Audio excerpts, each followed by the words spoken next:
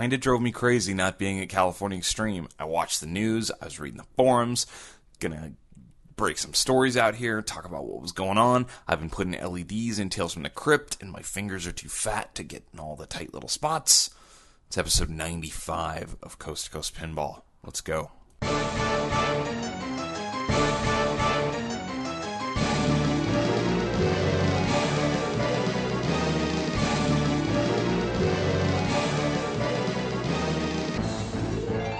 Welcome to Coast to Coast Pinball. My name is Nate Shivers, podcast commentary man out of quarters. This guy, how's it going?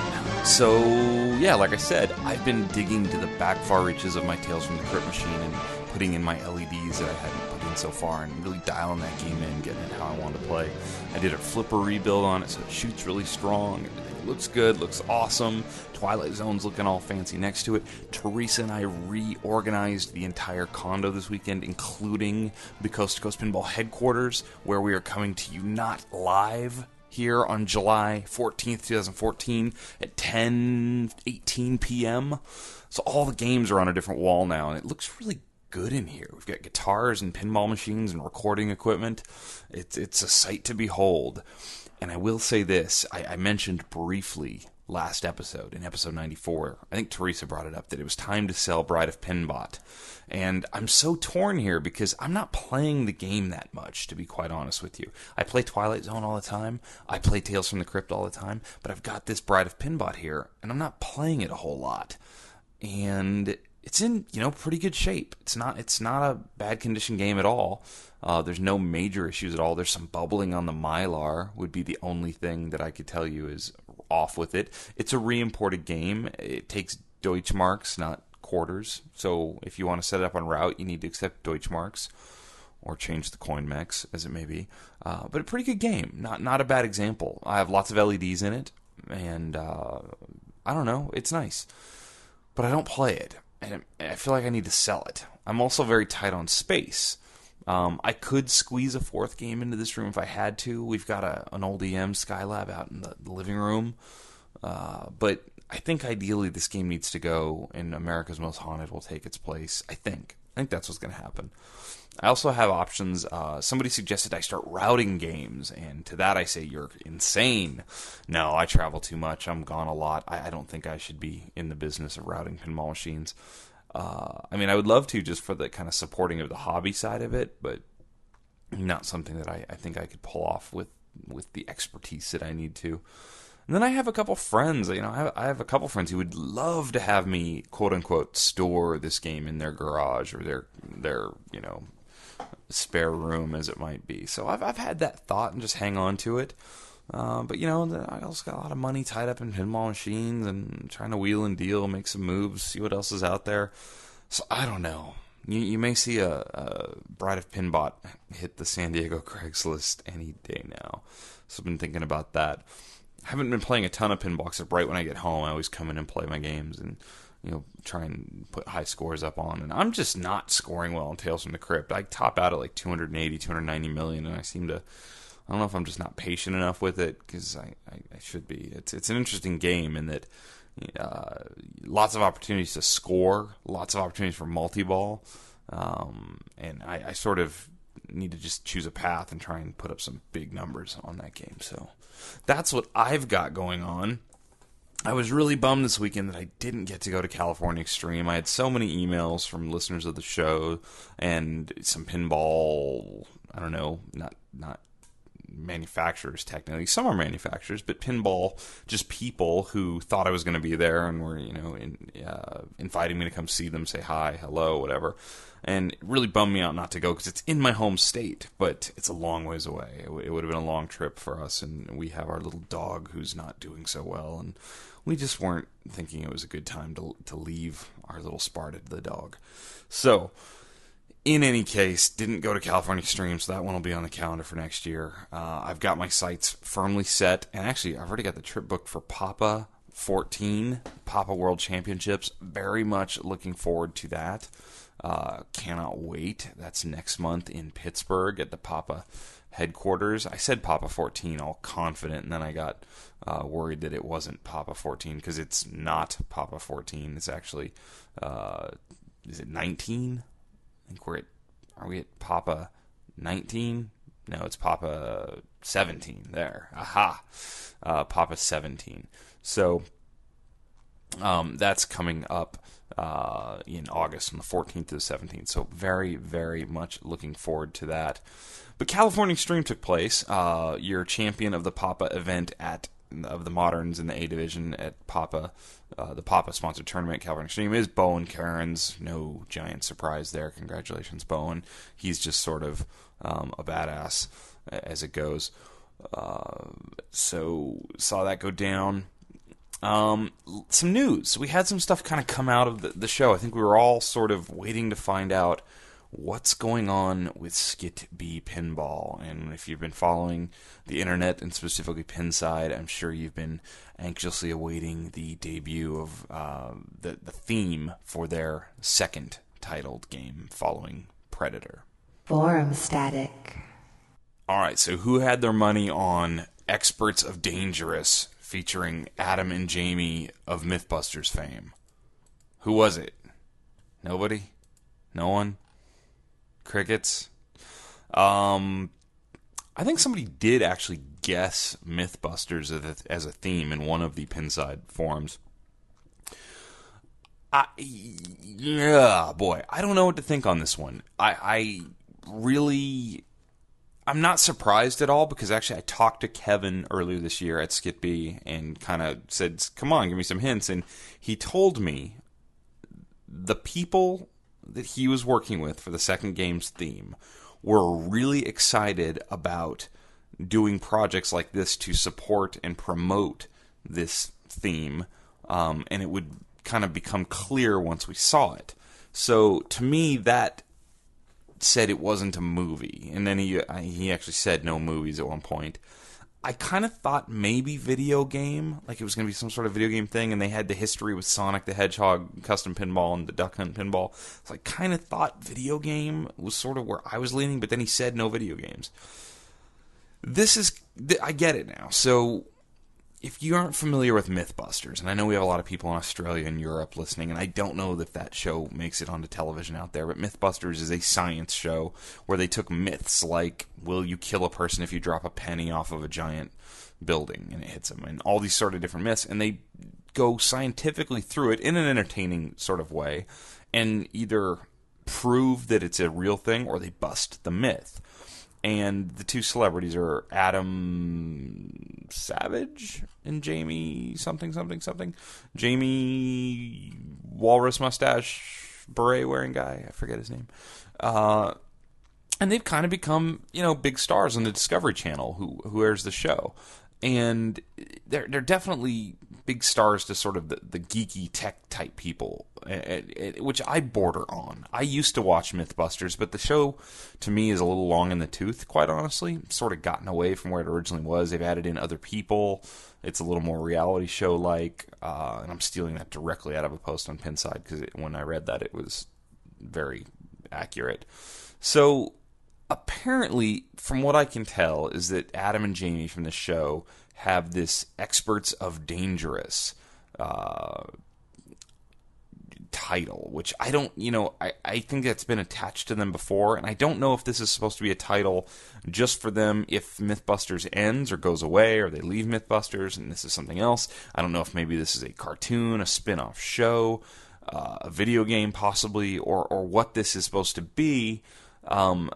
But here's what they're doing with the game. So if you told me we were going to build Mythbusters Pinball, I would be very lukewarm on Mythbusters Pinball. I would say that, okay, so we've taken a TV show, reality science show, and turning it into a pinball machine, and I would hope that the angle would be we're going to have all these crazy, like, magnetic things, and you're going to work your way through different challenges, and you would do sort of like part Ripley's Believe It or Not, but then part like a techie approach where the ball did lots of crazy things, like maybe part Pinball Circus meets Ripley's Believe It or Not, something like that. That's what I'd be thinking if you said to me Mythbusters. Well, when you take the guys from Mythbusters and say it's not Mythbusters, it's this Experts of Dangerous, which is a weirdly just a weirdly grammatical thing there. Anyway, experts of dangerous. But that's what it is. Now I'm really kind of scratching my head like, what are you doing? Uh-oh. Okay, so they released a video, and here's the storyline. The storyline is, for the past 10 years, Adam and Jamie have been on this quest to do these science experiments, and they don't say Mythbusters, obviously, because I think we're all trying to avoid Mythbusters, because you have to pay Discovery Channel if you use that, because that's their intellectual property. But 10 years in, the crash test dummies, who were originally these, like, stewards of, like, you know, good use, they were, you know, meant to help protect people, have been abused in their minds, because these crash test dummies you see have minds, and they feel that they've been just abused and made fun of almost, and been mocked, and they're done with it. And now the crash test dummies are putting together a army, and they're going to fight back and come after Jamie and Adam. Follow me? So the crash test dummies are now the evil force that's coming after Jamie and Adam. So I will give them this. It's original. It's a licensed theme with an original plot. And that's cool. I'm good with that. I like that. I am worried about this one. Here's my deal. So Skit B did the Predator, and they sold 250 Predators really quickly based on the theme alone. Nobody had really played that. And yes, there were some people, I'm sure, who jumped out of that game once the game became like sort of a reality and they had to lock their money in, which was just a couple weeks ago. But for the most part, I think they had no real issue selling 250 Predators. Remember, Skit B was really one of the first of all these boutique companies to kind of lay out their plans. Well, Predator's taken quite a while. You know, this has not been a quick and easy road to the Predator pinball, but at least those were sold. And they were sold for like $5,000 some odd dollars. I don't remember the exact number, but it was not a hugely expensive endeavor.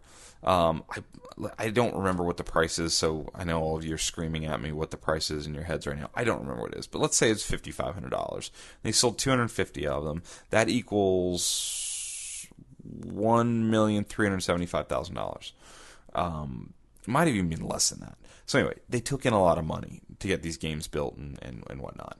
So, Experts of Dangerous, I think, is going to be a much harder pre-sale because there's no affinity or attachment from anyone for Experts of Dangerous.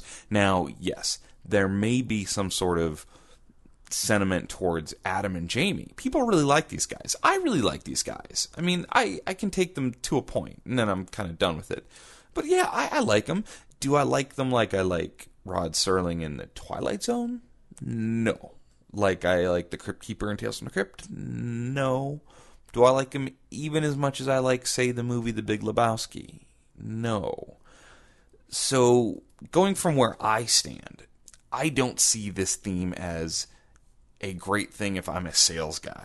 So if I always look at it like this, if there's a company, like I work for a company and they build guitars, and when we release new products, I look at it and think, okay, A, do I like it? Because I want to like what I'm selling. And B, is it sellable? Is this something that people are going to jump onto and want to buy from me? So let's say I was the sales guy at Skit B Pinball, and they said, okay, here's your Predator machine.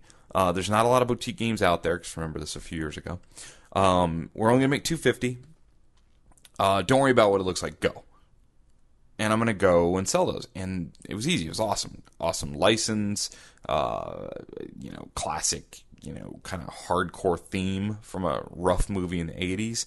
Easy sale. So second time around, Skippy says, here's your theme. It's Experts of the Dangerous. And I'm going to go, okay, what? And they're going to say, yeah, it's the guys from Mythbusters. And they're going to fight off the reincarnated crash test dummies. Next thing is going to be, okay, what's it look like? Well, we don't have a playfield yet. It's early days. Don't worry about it. So I'm scared now as a sales guy because I don't have much to sell here. That worries me. Skit B, I think, needs something they can sell, right? Small company, you want to keep it, keep it going, keep it happening. I guess part of me is just trying to have an aversion to risk. This is a risky move. Now, I don't know the financing behind Skip B. I don't know any of the business side of it. I can't wait to have Kevin on the show at some point and to talk in depth. I think he was on the show real briefly earlier this year about this. But maybe he doesn't need the guaranteed locked-in 100 to 300 units sold. Maybe he doesn't need that. Maybe he just wants to build an awesome machine, and he's got awesome ideas. And he said outwardly this game is going to be more modern than what we saw with Predator. Because Predator, if you've played it, and I've played it, is a very sort of, as far as the actual physics of the game, it's very basic in the game. There's nothing groundbreaking there. In fact, I was shocked how sort of simple it was. Now, that game excels in the rule set. I think the sounds are great. They have some lighting ideas. We all know that about Predator. They brought other things to the table there, but the gameplay was really sort of basic. He says this one's going to be more modern. Okay, so we're going to have to wait and see on this. I just don't think they're going to sell any of these things ahead of time. And based on the thread, Skit B's second game on Pinside, I think the community sort of agrees there. So we're going to have to wait and see. The other big news coming out of this announcement was that this game will be built by Jersey Jack Pinball. Now, I don't have money tied up with Jersey Jack Pinball on either The Wizard of Oz or The Hobbit. I have not bought anything from Jack. I have met Jack. I have briefly interacted with Jack. I like Jack. I like his energy. I like his enthusiasm. There are people with a lot of money tied up with Jack. There are people in parts of the world very much waiting for Jack to make a move on a bunch of games that they feel they're outed of.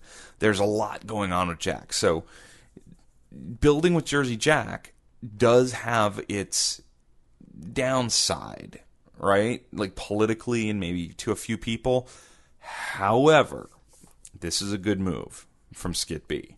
Predator's taken a while. They're building Predator themselves. I think I've said this once or twice on this show.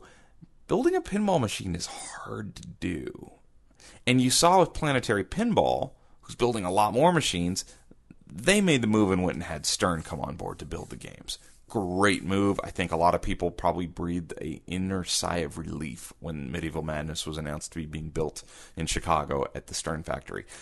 I think that this long-term is an excellent move for Skit B, and we will honestly probably see more of this going forward with these smaller companies who maybe have great design ideas, great business ideas, great minds in pinball that want to design a game and bring something, either a theme or an idea or something to the pinball world, but don't actually want to build a game. Because building a game is really, really hard. These things are complex. If you go through and have a bunch of failure rate issues or problems, it could cost you hundreds of thousands of dollars very quickly. So having Jack build the games in a facility that has already built a quality machine, and yes, Wizard of Oz has had its issues. There were some board issues. There's been a few part issues. Yes, who wouldn't have thought there would be on a super complex modern game like Wizard of Oz first time out? Of course there were going to be some issues. But honestly, I think they've done a really fantastic job overall putting out a quality game. Yeah, there's been some hiccups, and they're addressing them as they go. This will be good for Skit B, because Skit B can now guarantee next game will have a timeline to be built in a factory that can build games. Now, how quick they can build them, I don't know, but I still think Jersey Jack can build games quicker than Skit B can build games. I'm not even sure how Skit B's building 250 Predators, to be quite honest with you, because that just seems like a daunting task to me. I keep waiting to hear more on Predator, and we're not hearing a lot right now, and I think there's some people also sort of frustrated on that topic, but that's sort of a separate issue in and of itself. So, Skit B Pinball, game number 2 announced. Experts of Dangerous. There's a lot of question marks following that. Personally, I just think there were so many possible themes to go out there where you could have probably guaranteed yourself 100 sales. And I mean, 100 sales at $6,000, let's just say $6,000, let's do some math with Nate. I'm totally cheating on this version of math with Nate. Usually I do it on paper as we go along, but I'm using my calculator accessory. That's $600,000. You can sell 100 games at $600,000. That's $600,000 of capital coming into your company. If you could get the Goonies, if you could get Ghostbusters, if you could get 1,000 other smaller, more niche things that would resonate with this particular pinball community, you could instantly sell games. I think Skippy's stepping out on a limb, and kudos to them, man. Everyone wants original themes. They're going to get a sort of original theme here, so time will tell. Very interesting announcement.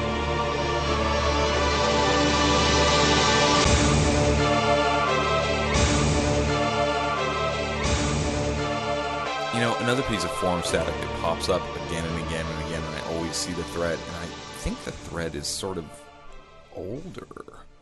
I'm looking it up right now. Yeah, it's 1 year and 8 months ago. One Dennis Nordman of Lake Villa, Illinois, on Pinside, Dennis Nordman, posted 1 year and 8 months ago a thread titled "New Elvira Pinball Game" with an exclamation point, unjustly getting people very excited. And he says, "Well, not yet." Smiley face, winky face, whatever. Somebody told me that winky faces are the floozies of emoticons. I don't know, is that true? Anyway. He says, "Greg and I would like to know how many people would be seriously interested in buying a new Elvira-themed pinball game. We love the Elvira character and would love to design a new pinball adventure for her. Some have argued that Elvira is too old for a new pin game. We disagree. Elvira is a character. The game is not about Cassandra, who is still hot, by the way. Imagine how Dorothy from Wizard of Oz looks now, or even Captain Kirk or Spock. The Elvira character is great for introducing new adventures with lots of humor.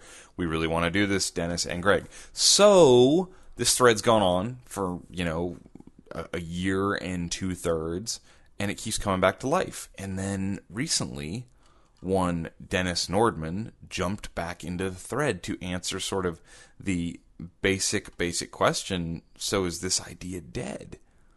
And he answered, no, it's not dead yet. He did say that. And, looking back just to the idea that 1 year and 8 months ago, they were asking, would anybody be interested? I think it's sort of a silly question, because look at the price of Scared Stiff.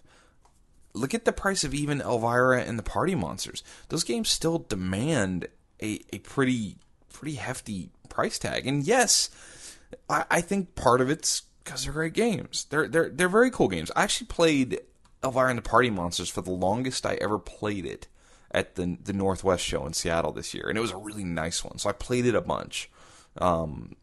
Mark and I, my buddy Mark from out in the Midwest, played that game a bunch, and it was fun. Look at Scared Stiff. Scared Stiff, good game too. It's like a $5,000 to $6,000 game in decent shape.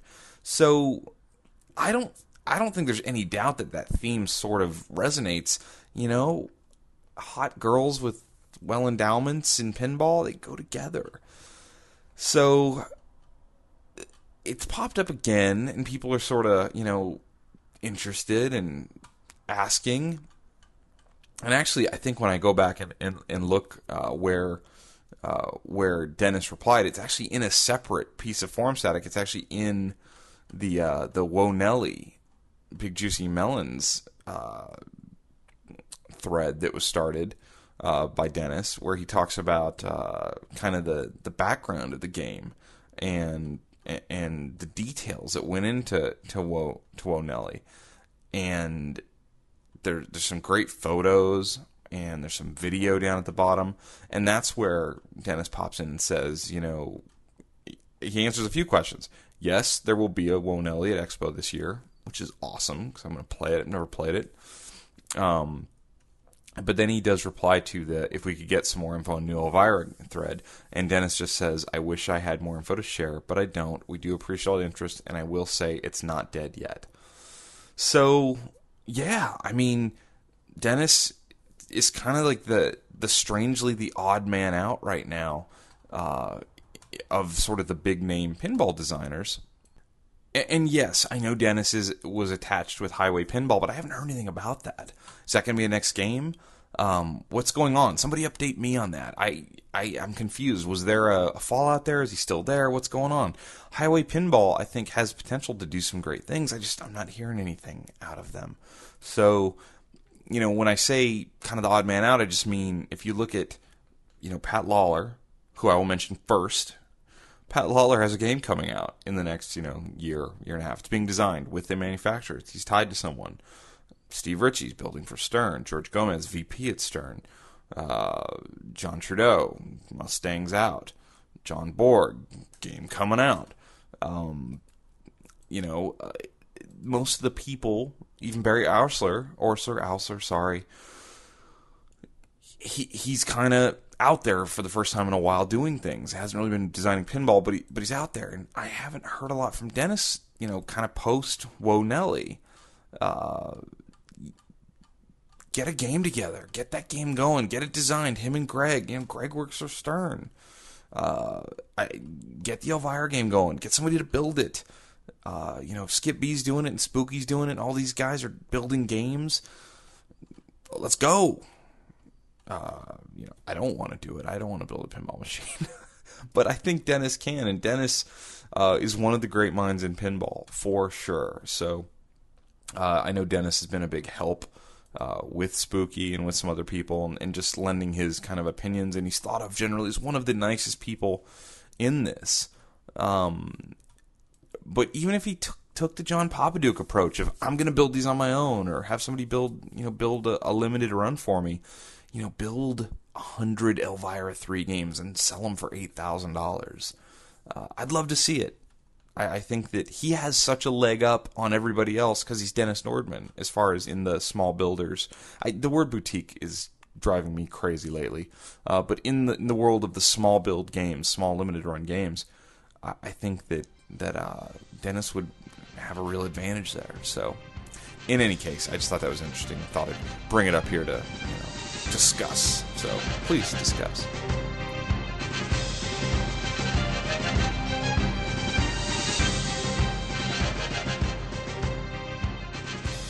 Bone to pick with someone I really like. Ben Heckendorn. I have a bone to pick with you.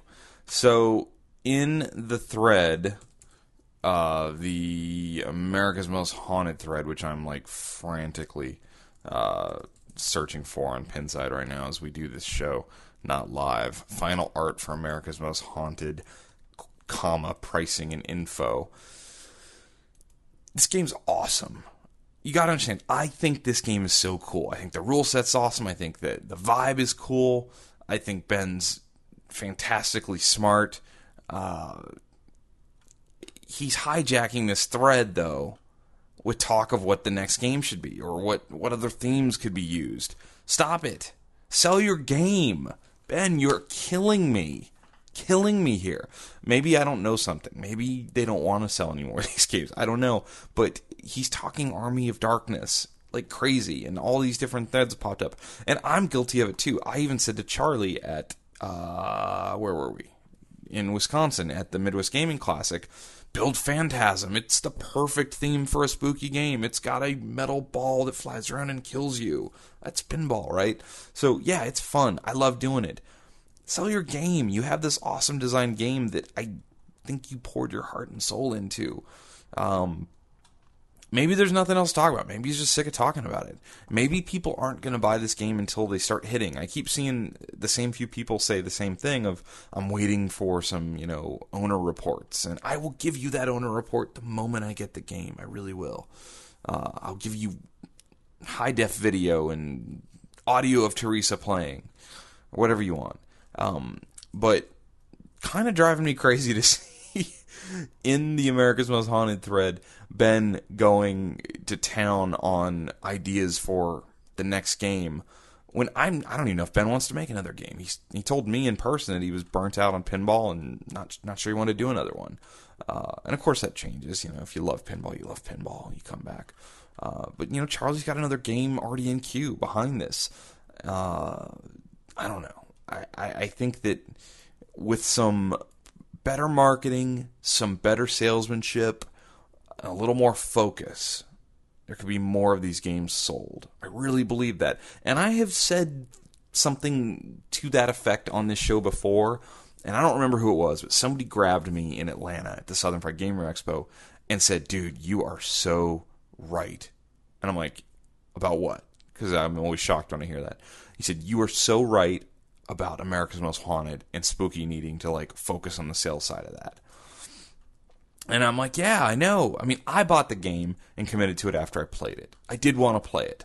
I thought I wanted the game before I played it, but once I played it, I knew I wanted the game because it was going to be different. It's going to be limited. This thing is going to be limited. I'll be shocked if they build more than 100. I would just cap it. If I'm going to call the shot right now. What I would do if I was Charlie and Ben, and I'm not, but if I was, I would just put some number out there. 113. Make it some random number. That's all. And we're done. And we are absolutely done. Because I think there's a lot of creativity at Spooky Pinball. I think the next game is going to morph into something really special and really great. I think it's the seed of it that we saw and I played was very cool and very exciting. I don't think it was great yet. From just an overall package. It's going to get there. They have enough smart people around them. They are very creative and smart themselves. That game will get there. So America's Most Haunted, the Ghost game, I would limit it. I would call it 113, 130. 13 is a cool number because it's like unlucky number or whatever you want to do. 101 of them, whatever you want to do. 150, 200, whatever you want that number to be. And I would just say, that is it. Because they sort of did this open-ended, well, we're committed to building 100 and we're going to move the focus over to the zombie game, to Pinball Zombies from Beyond the Grave. And that, I think, some people read that as, oh, but then they'll build me an America's Most Haunted someday when I want it. Yeah, probably not, honestly. Once that goes down, they may go down. Now, maybe they're a small enough company they can just, order parts for another 20 games or 15 games or 10 games and just build some more. But I wouldn't bank on that if I am thinking about buying this game. So what I would do, cap it, throw it out there, put together the sales flyer, and I'd just tell people how many are left. Say there's 50 or so left. There's 40 or so left. I know this sold some more games since we last spoke about this. And I would, look to a few distributors and say, hey, do you want to buy some of these? And I'd sell these things. I would get the money in, get them sold, and, use that money for marketing for the next game, et cetera, et cetera, et cetera, reinvesting in your company. But I would cap it at this point. That's me. And then you don't have to worry about not selling your game. Then you've sort of called your shot. You said how many there's going to be. And I think there's probably some peace to come from that as well, knowing that this game is going to be this many. Now, maybe they think exactly the opposite of me, and they're thinking, no, we're going to build these for anybody that wants them. We're going to build as many as we want. If you want America's Most Haunted, we're going to build it for you. And if that's your case, so be it. But I think that if they capped it, they'd probably drive some sales up right now. Cap it at a number you feel comfortable with, et cetera, et cetera. Just my thoughts, my opinion. And by the way, I can't wait to get this freaking game.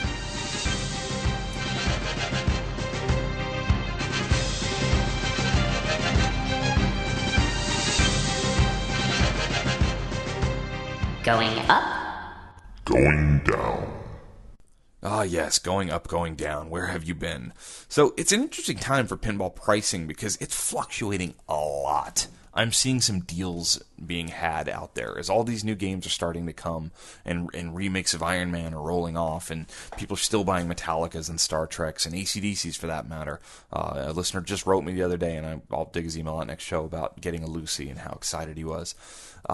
There's some deals to be had on older games. That being said, there's also some interesting kind of B and C list games jumping up in price. And I found one I'd like to talk about. Going up.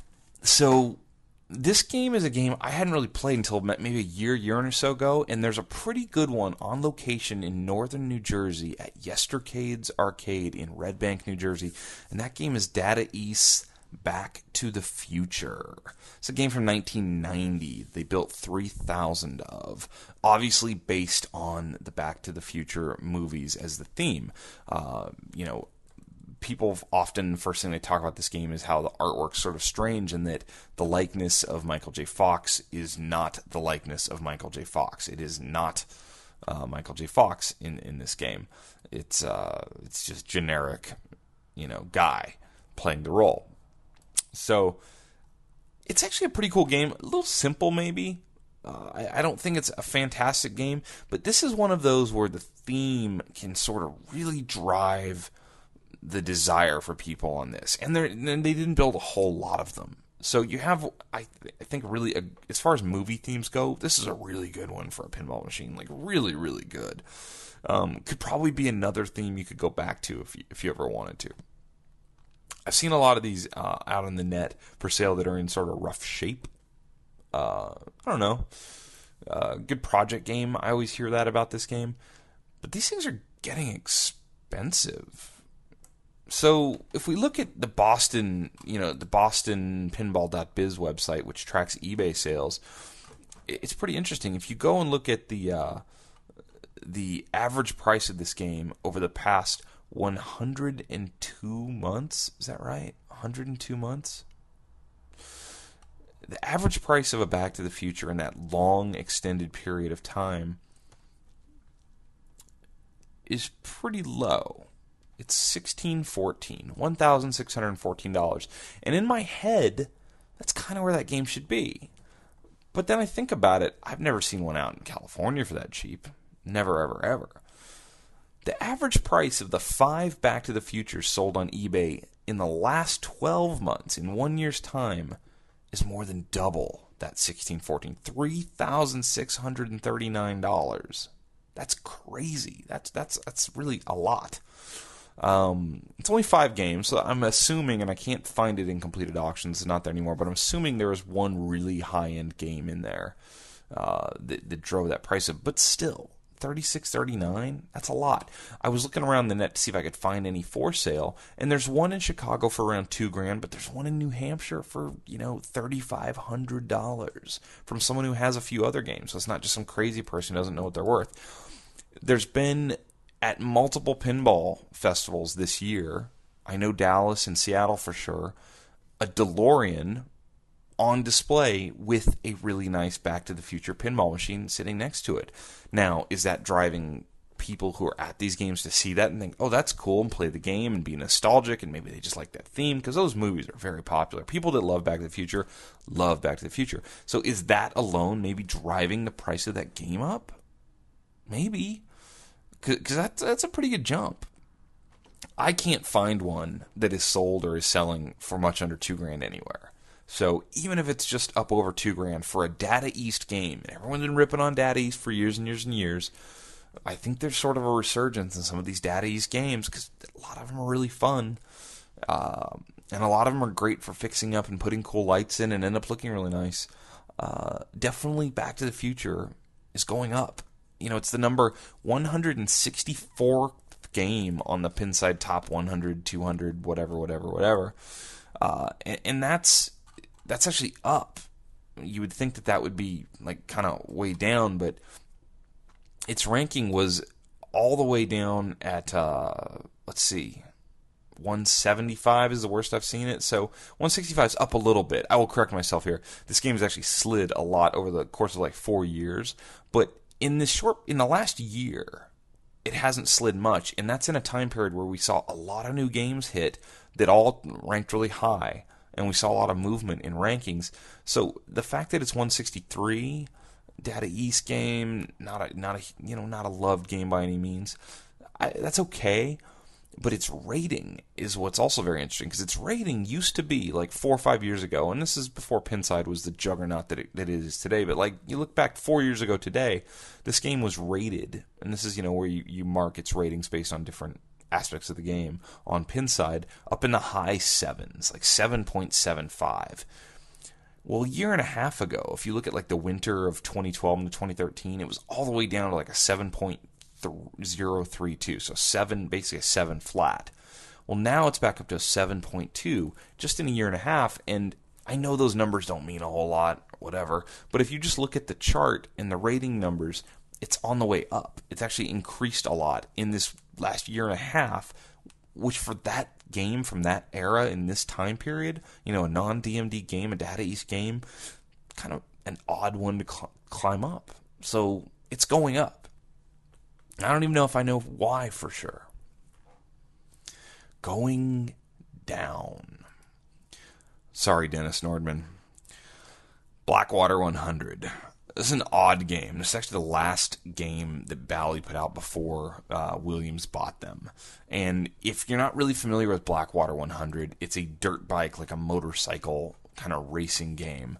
And it's very unique. I mean, if nothing else, Blackwater 100 is ultra unique. It basically has like a 3-level playfield with tons of these custom molded plastics to sort of give you like this like dirt bike mud track look to it of sorts. It's a 5-flipper game where the ball can actually travel all the way down to the apron where you'd normally have scorecards, like below the flippers, but up on kind of like a raised platform. And there's a flipper, down in there too. So you have this 5-flipper game with all these multi-levels and this kind of formed plastic look to it that's real sunken down. It's just very interesting to look at and very, I think, difficult to adjust to playing the first time you play it. It also launches 3 balls at the start of every game. And I don't mean just the start, but each time you start, when you lose your ball, you get 3 balls. And that's what it's trying to do, is simulate 3 motorcycles, dirt bikes, whatever, racing in 3 different heats, if that makes sense. Blackwater 100 was definitely something that I think fit that time period, that sort of like late 80s. This is a game that came out from Bally in 1988. Dirt bikes, and I was like a kid at that point. Dirt bikes were big back then. That was a real big thing. And Blackwater 100 was, I believe, and actually it's a licensed theme based on a race called the Blackwater 100. So, multi-level playfield, 3 balls. It's interesting, if nothing else. I don't like the artwork on this game a lot. All those plastics have sort of this weird blue-green tinting to it that I've never loved. I'm not attracted to this game, although it's a challenge. I actually think some of the shots are too difficult to hit, and it almost makes it not fun. If you really know the rule set on this game, it helps, because there's a lot going on. And I will say this, for this time period, this game, it's pretty deep. Quite a bit going on. Well, let's talk about what the thing's worth, right? So this is also a game that they built about 3,000 of, pretty limited run. It's not ranked well at all on Pinside. I mean, this thing is ranked number 260. Its rating is currently a 6.674, so that's pretty low. This is a game that had a dramatic just fall off the charts in its ranking, to a point that I don't even understand how it dropped so far, because from September of 2013 to October of 2013 it dropped from 187 to 253. This game, 5 years ago was a top 200 game, and the highest ever been ranked way back in the early days of Pinside was in the mid 100s. So this has never been a highly ranked game. Its rating has fallen too. It was rated as high as a 7.015 about 1 year ago, and now it's down to a 6.674. So this game, for whatever reason, it's really fallen out of favor with a lot of people. I think part of it is they're not often in good shape. I'll see these games in pretty rough condition. And maybe it's just sort of a gimmick that's worn off on a lot of people that went out and bought them during the pinball craze when everyone was buying up games a couple years ago. And still to this day, the 3-ball thing kind of wears thin. I think it's almost, this game is almost unique to a fault on some levels. The history of this game on the Boston Pinball site, where we're tracking eBay sales, this game, over 102-month period, the average sale price in this game was $1,319, so about $1,300.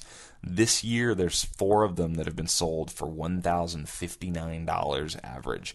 So anytime, and I've said this before on Going Up, Going Down, anytime during this sort of resurgence and boom that we've been seeing in pinball, that you have a game whose average price during the last calendar year is lower than the average price from the 5 or 6 years previous, that's a game going down for some reason. And Blackwater 100 definitely falls into that category.